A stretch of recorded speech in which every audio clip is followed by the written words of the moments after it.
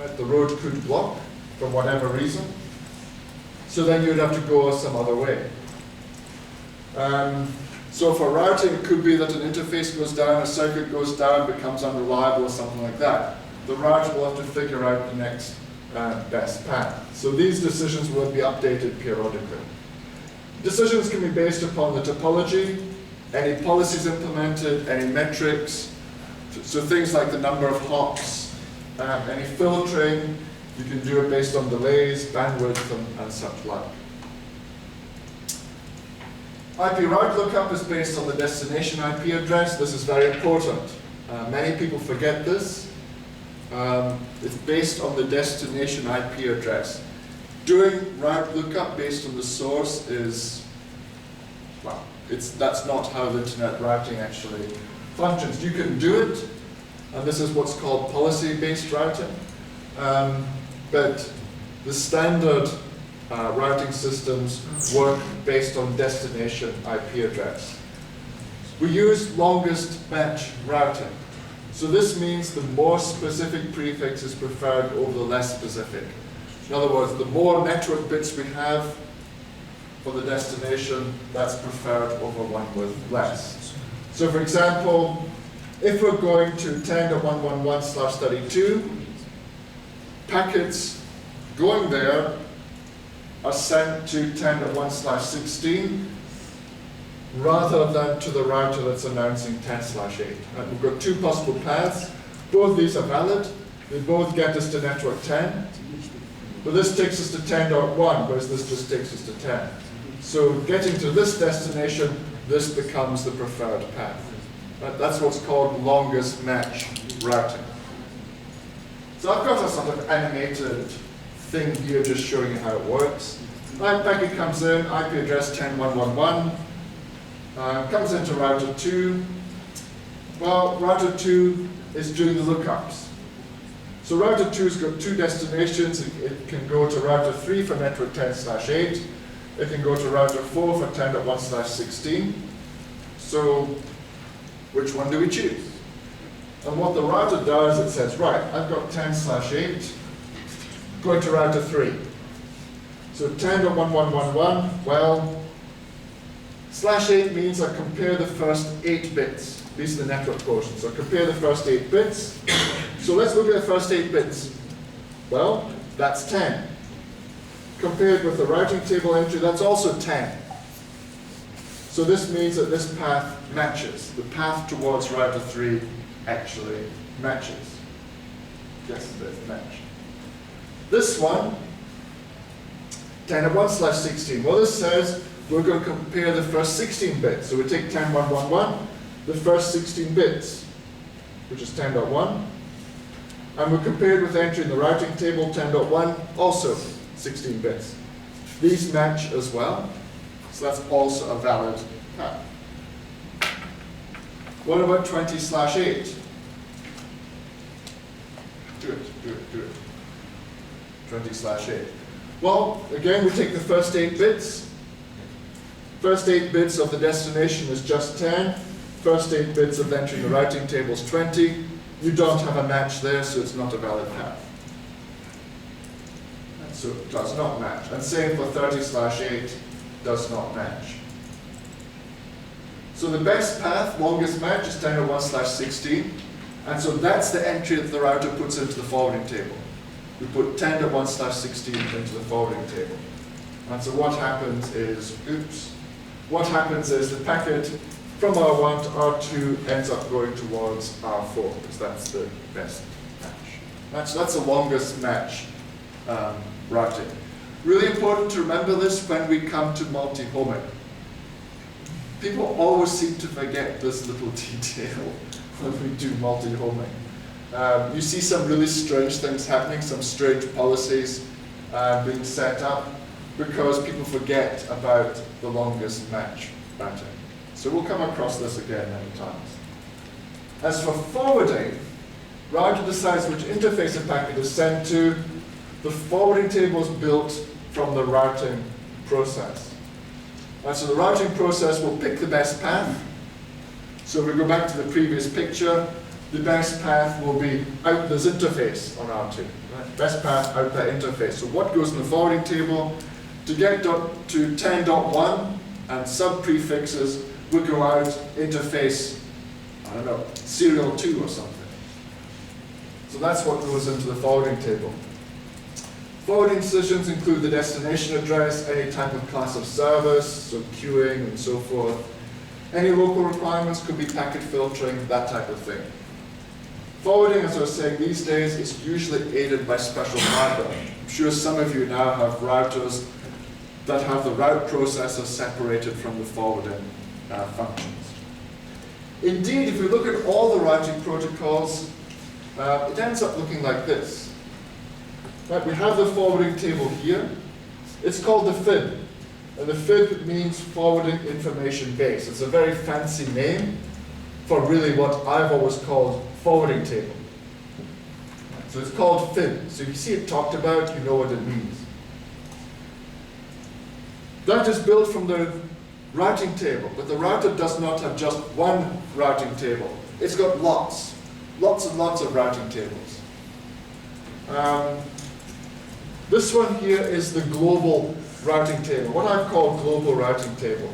But its proper name is routing information base, or RIB. So you see people talk about global RIB, for example. So that's the global routing table, and that's used to build the forwarding table. But each routing protocol itself has its own routing table. So we've got static routes. So if you look on the router, there's a list of static routes, list of connected. We've got OSPF, for example, has its link state database. ISIS has the same thing. BGP has its own routing table as well. All these different routing protocols are used to build the global RIB on the router. And the global RIB is used to build the FIB. So it's important to think about it like this, especially when we move to IPv6 and the way that these routing protocols store their information. It's not just one big pot. Each routing protocol has their own routing tables. So here we go, RIBs and FIBs. The FIB is the forwarding table, contains destinations and interfaces to get there. Be careful because some people still call this a route. Whereas the RIB is the routing table. The global routing table contains a list of destinations and the various next hops to get to those destinations. Routing table does not have interfaces in it. It's got a list of the next router. So IP addresses of the next router to get there. And one destination can have lots of possible next hops as well. It's the best one that goes into the forwarding table. Now, we'll come back to this when we do multi-homing. Comparing explicit and default routing. Default routing is simple and cheap to do. But your laptop has a default route on it. So default routing, a router means that you're forwarding all packets to your default if you've got no specific destination entry locally. So it's very cheap to do this. You're just throwing all traffic towards your default route. But it doesn't give you much granularity, so it's not much scope to do things with. The other extreme is explicit. So this explicit routing means you're in the default free zone. You've got the full BGP table, you've got all 410,000 prefixes on your router. That's a lot to be carrying around. It's high overhead, it's complex, high cost, but the advantage is it gives you very, very good granularity. And then we've got a hybrid, which is somewhere in between the two. Right, this is very expensive, but you've got every single entry possible. This one is very cheap, but you don't have much control. So we want to choose something in the middle. So hybrid routing is what most network operators use, where you minimize the overhead, gives you useful granularity, but you do need some filtering knowledge. And that's really the point of the workshop, to try and give you some of this filtering knowledge so that you can make best use of resources you have. Egress traffic is how packets leave your network. So we talk about egress traffic. Packets leave your network if you get incoming routing information. This is another important concept. You won't send packets out of your network unless you have routing information coming in.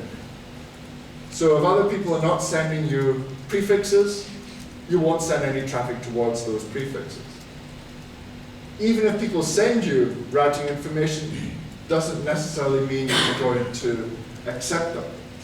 So if you accept the routes, then you'll use them. If you won't accept them, then you don't. There's also policy and tuning. People may send you routes, but you say, oh, well, they're not important, or maybe you change the priorities, or whatever else you want to do with them. So again, whatever policy you may have. Of course, peering and transit agreements have a lot of influence on how traffic leaves your network as well. Right, so that's the first thing there. Packets leave your network if you get routing information coming in.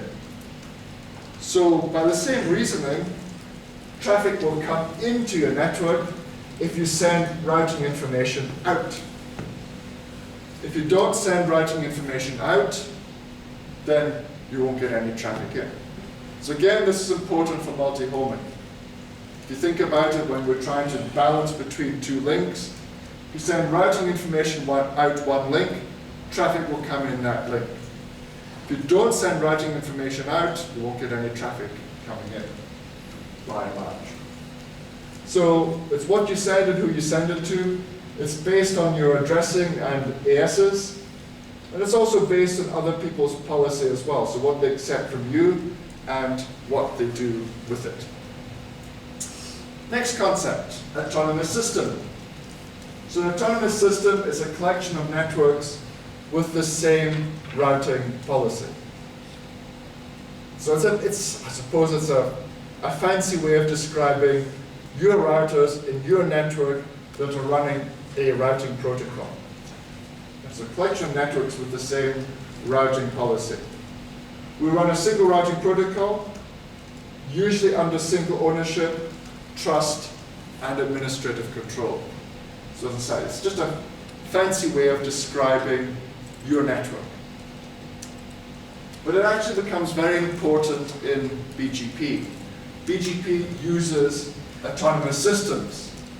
So we'll see that this afternoon when we get onto the BGP slides. BGP uses autonomous systems, so it's quite an important concept. And within all this, we've got neighbors. So these are autonomous systems which directly exchange routing information. Routers which exchange routing information as well. Announce means to send routing information to a neighbor. Accept means to receive and use routing information sent by a neighbor. Originate is to insert routing information into external announcements. And peers, these are routers and neighboring ASs, or routers within one AS, which will exchange routing information as well. So these are quite important. Neighbors, routers that talk to each other, ASs that talk to each other. Announce means we send routing information. Accept means we receive it and use it. Originate means we introduce routing information into the routing system. And peers are routers and neighboring ASs with one AS, or within one AS, I should say, which exchange routing and policy information. So when we get to looking at the flow of routing information in packets, so we've got two autonomous systems here. AS1 is announcing routing information towards AS2. AS2 accepts it, which means that AS2 now knows how to get to AS1, so packet flow goes this way. Likewise, AS2 announces prefixes to AS1. AS1 accepts them, which means that AS1 now knows how to send packets back into AS2. So for AS1 and AS2 to communicate, AS1 needs to announce to 2, 2 needs to accept, AS2 needs to announce to 1, and 1 needs to accept. Then we get the two-way flow. And so traffic flow is always in the opposite direction of the flow of routing information. That's an important thing to remember. Routing flows one way, traffic flows the other way. It's a bit like if you send a letter, or if you need to send an email to somebody, if you know the email address, routing information, you know how to send the email. If you don't know the email address, you can't send email. So the flow of routing and traffic is the same idea. So if we filter outgoing routing information, it inhibits what traffic flows in. Filtering inbound routing information inhibits traffic flow out. When we come back to doing multi-homing, we'll see this in quite a lot more detail. The ability to do filtering and change policies on routing information will affect how traffic flows in and out of the network. Let's expand to 4 ASs.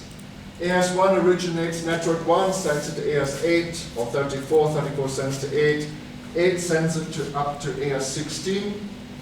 So AS16 now knows how to get to network 1. Likewise, AS16 needs to send N16 to AS8, which sends it to 34 or 1. So now N1 and N16 can communicate. So here we've got 4 autonomous systems, announcing, accepting, and so forth. We scale it up to the internet. Well, as you can see, there are multiple paths between the sites. You can see how all this gets quite complicated. And the internet is what, 42,000 autonomous systems, all very richly interconnected. You can see that routing policy can end up being quite complex. So what we're going to do is we're going to show you how to try and, when you're multi-homing, to keep the policy as simple as possible to make best use of, I suppose, your infrastructure that you have. You're never going to get a perfect multi-homing solution simply because the network is very, very complicated. 4 ASs, you can see what needs to be done just for that. Routing policy used to control traffic flow in and out of the network.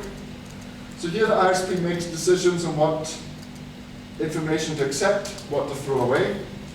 And what you can accept or throw away could be individual routes. This can get quite tedious because the 410,000 prefixes in the BGP table. So that's a lot of filtering to do based on individual routes. So you find it's more common to do filtering based on routes originated by a specific AS, or routes traversing a specific AS, or other groupings as well. But there are no real hard and fast rules. Generally, you find that most people who are doing filtering will set up groupings that they find useful. And we'll talk about some of these groupings later on in the week if we get time. Routing policy limitations. So this one's quite interesting. So the red AS is sending prefixes through the internet, as does the green AS. They land up in AS99. So prefixes from the red AS coming this way, from the green AS coming that way. So it's actually very easy to determine outbound traffic flow in the network, because you get the routing information coming in. So if you want to send traffic just to the red AS, well, because the routing information from the red AS is coming in this way, the traffic will go out like that. AS99 is actually orange in my diagram, rather than red there, which, anyway. So traffic to the red AS out here, we can send it out that way. So doing outbound traffic engineering is very easy, because it depends on inbound routing information, inbound routing announcements. So it's quite easy to do traffic flow out of your network. So those of you who are probably connecting to 2 different ISPs or going to 2 different parts of the world with your international connections, your outbound packet flow is easy because it's your inbound routing information that can be used to do that. It's the inbound packet flow that's a challenge. because if you want traffic to come from the red AS through the internet and in the red link, there's no simple way of doing this. You can't send a routing announcement out that says, hey, if you see anything from the red AS, can you please send it this way? Right? You can't do that. What you could do, you can get your upstream ISPs to be involved in this. So they could probably put some priority so that traffic from the red AS does go this way, and traffic from everywhere else goes the other way. But there's no routing policy that you can send out that says, I want traffic from the red AS only to come in this link. It's a frequently asked question, and people have said, I want all my Google traffic to come in this link, or my YouTube traffic to come in this link, and everything else somewhere else. You can't send a routing announcement out to do that. All you can send out is your routing information, is what your address space is. So it will mean that some traffic from Google will come in one link and some traffic from Google will come in the other link. There's no real way around it. Unless you get your upstream ISP to cooperate and do some of this policy for you. Anyway, so looking at the routing policy issues, late May 2012, so this was a couple of weeks ago, 410,000 prefixes. That's quite a bit. Trying to set a policy on each one is a bit tricky. Now, there's some ISPs who do try and do this, but the routing table is changing all the time. Every time you look at it, it's different. Every place you look at it, it's different. So it's not really realistic to set policy on all the 410,000 prefixes individually. There are also 42,000 origin ASs, again, depending where you look. And that's far too many to try and create individual policies for. There's a huge amount of configuration. So, of course, other issues. Routes tied to specific AS or path may be unstable. Even if your upstream provider has a good connection, their upstreams may have problems.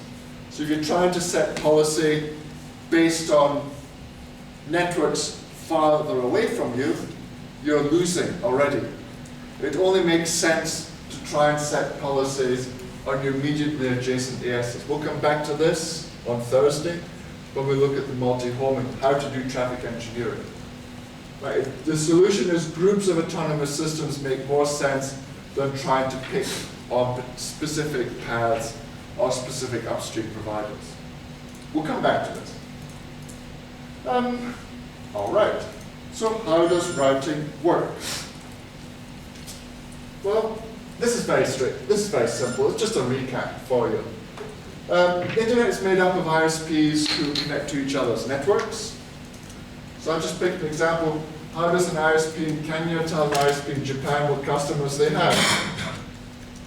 Well, you don't pick up the telephone and say, I've got the, and so on. You don't do that. And how does the ISP send data packets to the customers of the ISP in Japan and get responses back? Well, in a local Ethernet, this is all quite easy. But for the wider internet, there's a bit more involved here. Now you can get a direct connection. This is a lot of how the telephone network works. And so something a common misperception when telephone network operators come and be ISPs is they try and run their internet the same way as they ran the telephone network. Unfortunately, this doesn't work. Right? It doesn't work, it doesn't scale. Buying direct connections doesn't make any sense. There are thousands of ISPs, 42,000 autonomous systems. You cannot buy a direct connection to each one. Well, you can, but it'll cost you a small fortune. Doesn't make any sense. Instead, what happens, we rely on other ISPs to give us access to these networks. So the ISP in Kenya will tell the neighboring ISPs what customers he has, and the neighboring ISPs pass this information onwards and so forth. And it'll eventually get to the ISP in Japan. And this is what's called routing. And the mechanisms used are called routing protocols. And so this is building the map of the network. And it's routing protocols that pass on the information of what addresses, what destinations each ISP has. And it's the routing protocols that really give us the internet that we have. So you don't actually pass on the names of the customers. Instead, what happens is each ISP has an address block or more from the registry. And so the ISP will announce this address block to the neighboring ISPs. The neighboring ISPs will pass this address block on and on and on. So that's how it functions. Okay, so we announce this address space to the neighboring ISPs, and that's what's called announcing a route. And the routers, we use routing protocols to exchange routing information with each other. And there are two types. We've got a routing protocol used inside the network, so inside your network. So this is what's called an IGP. I'll explain on the next slide. And then we also have EGP, which is used to refer to the process running between different ISP networks. Right? We've got IGP and EGP. The IGP is an interior gateway protocol. This is the old name. The old name for routers was a gateway, because it was access from your network to another network, so you just called it a gateway. So it's old terminology. Nowadays, we just call them routers, or interior routing protocol. It runs inside an autonomous system. Remember the autonomous system? It was a fancy way of describing your network. And the IGP carries information about internal infrastructure. And so it talks about your internal infrastructure. And the two widely used ones, OSPF and ISIS. We're going to use ISIS for the workshop. And we could have used OSPF. I've kind of got bored with OSPF. It gets a bit complicated. And certainly when you're doing IPv6, can get a bit painful. So I prefer to use ISIS for when we have IPv6. Much simpler to configure. All right, so these are the two widely used. Yes, there is RIP as well. Don't use that. And Cisco has EIGRP also. But that means you have to use Cisco equipment. So you tend to find most ISPs are using OSPF and ISIS. The biggest ISPs in the world use ISIS. So they must use it for a very good reason. And so that's why we're using it in the workshop. So we need the IGP to let us scale our backbone. If our backbone was just static routes or static connections, if anything broke, we'd have to redo the statics. Doesn't really make much sense. So that gives us the hierarchy, limit scope of failure. The interior routing protocol will work around failures in the backbone. And it's only used for infrastructure. This is very important. We only use the IGP for infrastructure. There are quite a few ISPs who put their customers into the IGP. That doesn't make any sense. You want your IGP to be small and very fast. And to make it small, you have to have as few prefixes as possible. Right? That's very important. You want to have as few prefixes as possible in your IGP. So generally when I'm going helping an ISP with a network design, I try and work out how to make the IGP tiny. As we'll see when they do the labs, we only have loopback addresses and point-to-point link addresses. That's it. Nothing more. And actually the design goal is to minimize the number of prefixes in the IGP. The fewer prefixes, the faster the routing protocol works. Simple facts. As for EGP, well, this is stands for Exterior Gateway Protocol. Again, gateway is the router. Exterior means it's used on exterior gateways, routers that are talking outside the autonomous system. So it's used to convey routing information between autonomous systems. And there's actually no link at all with the IGP. So we have ISIS running in our backbone, and we have BGP running to other autonomous systems. So that's the fundamental design. So BGP is where our customers go, all our customer addresses, our address block, and our ISIS is where our point-to-point links and our loopbacks go. Why we need it? For the internet. We would not have the internet today if we didn't have BGP. Before we had BGP, there was the old EGP protocol. It didn't scale very well, which is why BGP was invented. But nobody uses OSPF or anything like that for an international network. It simply doesn't scale. So it gives us the hierarchy, so the individual ASNs, lets us limit scope of failure down to the ASN level, defines administrative boundary, lets us implement policy. BGP's power is implementing policies. So policies between organizations, policy dictating reachability of prefixes, and for doing all the traffic engineering load balancing we need to do. So that's why we have the BGP. And we compare the two protocols on types. Interior protocol generally has automatic neighbor discovery. You plug the router in, switch it on, it finds its neighbors. Whereas with BGP, you plug it in, switch it on, it will not automatically find its neighbors. You've got to specifically configure them. That's very important, especially at an internet exchange point. You don't want to turn up at an exchange point and your router automatically, magically peers with everything. Wouldn't be good. You generally trust your IGP routers. They're in your network, behind, in your data center, locked in the equipment rack. So you can trust them, only you have access.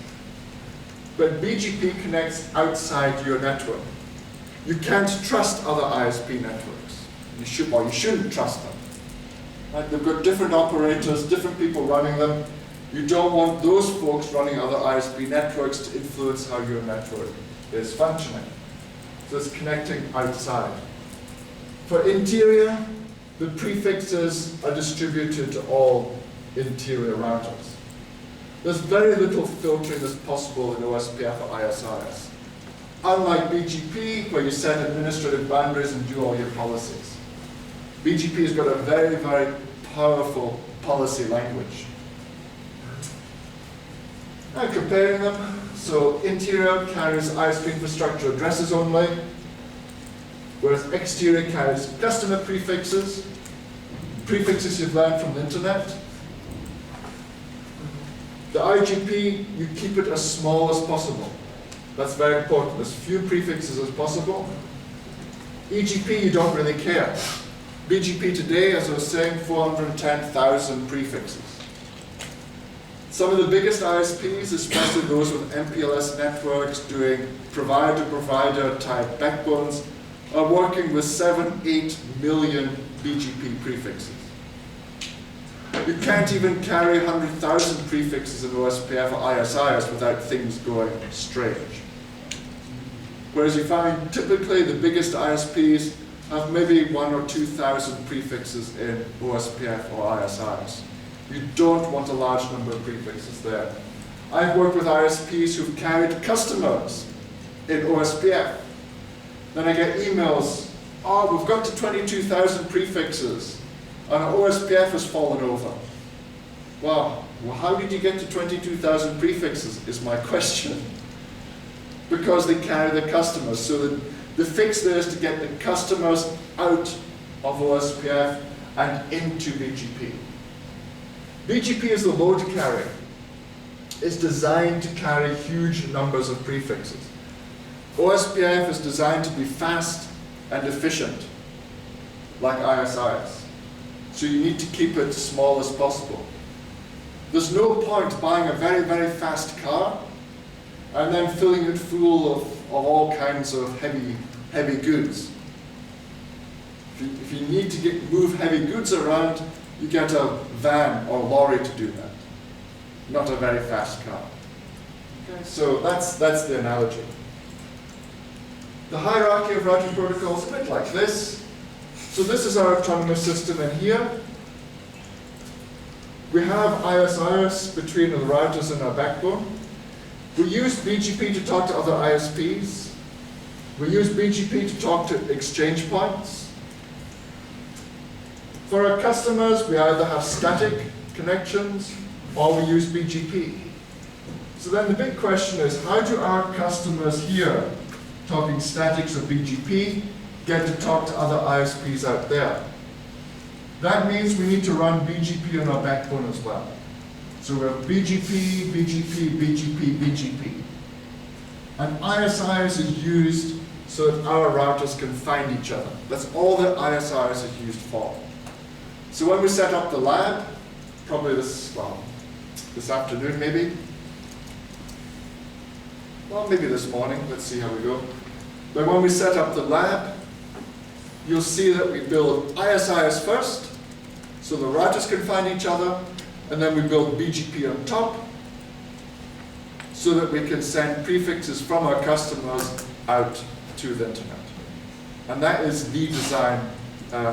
This is how the internet has been designed. Probably about 94, 95 is when most of the ISPs I was aware of were doing it like this. Right, you have the IGP so the routers can find each other, and then you have the BGP so that your customer addresses can get out to the internet. I've just got this slide in at the end here. This is the administrative distances. Remember I was saying each routing protocol had its own routing table? And this was used to build the RIB, the global RIB. Remember that slide a few slides ago? Well, this is what's used to build that. For example, if you have a prefix known in OSPF and known in BGP, which one do you put into the global RIB? Well, this defines the rules of which one should go in. So the same prefix in both protocols, you can only put one in. Well, this says, well, if the prefix is known by OSPF and known by internal BGP, OSPF wins. OSPF administered distance is 110, BGP is 200. That's what this is about. It also says that a static route will override almost everything else. Right? Static route overrides all these. It also says that external BGP overrides OSPF and IS. This is actually not very good, so when we do the lab, we fix it. We fix external BGP so it comes down here. We don't want to hear prefixes from outside our network come in and break our backbone. I've had this experience, that's why I'm saying this is a problem. But this is the default values for the administrative distances. When you have one prefix known by two or more routing protocols, this table is used to determine what goes into the global RIB. You see how a static route will override everything. Right, so that's the routing basics slide set.